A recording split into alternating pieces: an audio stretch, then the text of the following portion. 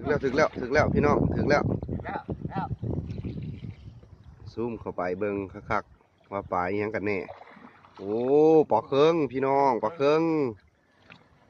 งแล้วยังขึ้นไม่ในเตี้ยโอ้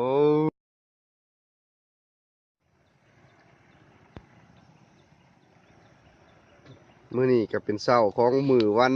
พุธเนาะวันที่16มื้อนี้มื้อดีเลขไทย อีกแล้วนั่นแหละ เลขลาวพร้อมบ่บรรยากาศของตอนเช้ามาลงมายามเพียก จะโมงเลยตอนนี้อันนี้ก็ประมาณ6 โมงปลายหน้อยหนึงเนาะหามึงไปเรื่อยนะจอ บ่นั่นบ่5 โมง 59ปลายหน้อยหนึง เสี้ยนตุ่นยามเพียกเอาเบิ่งมื้อนี้ว่าเพิ่นสิมานบ่ แอมเต่าดีแล้วบ้านเฮา เมื่อวานนี่เพิ่นมานปลาตอง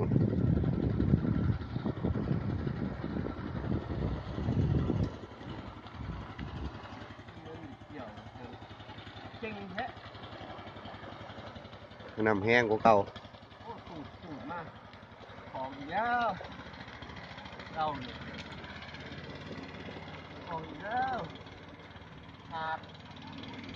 ปลาใหญ่บ่จัก ครับ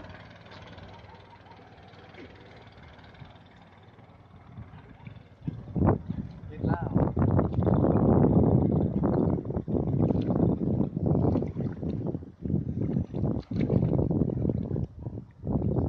บรรยากาศดีอีหลี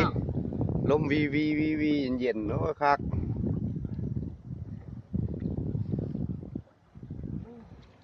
นักแท้ของบ่ ถึกปลาเครื่องใหญ่บ่จัก ของอีกแล้ว ถึกแล้วพี่น้องถึกแล้ว แล้ว ซูมเข้าไปเบิ่งคักๆว่าปลาอีหยังกันแน่โอ้ปลาเคิงพี่น้องปลาเคิงแล้วยังขึ้นไม่ในเตี้ยโอ้ย เครื่องด ปลาเครื่องดำพี่น้องเอ้ย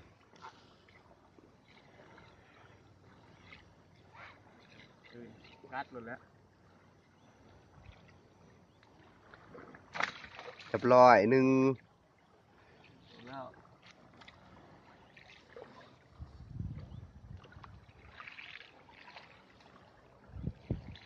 นี่แล้วบ้านเฮามันออกมาหน้าหาอยู่หากินมือมันก็ได้อยู่สิล่ะบางมือบ่ได้โตก็มี แล้วแต่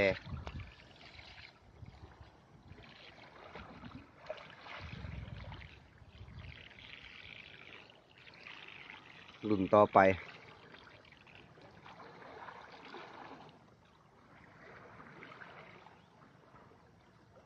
นี่จะของเลย คือจังหวะบริถือของอยู่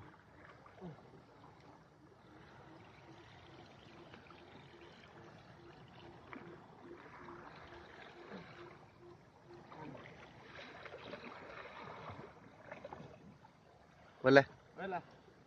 stop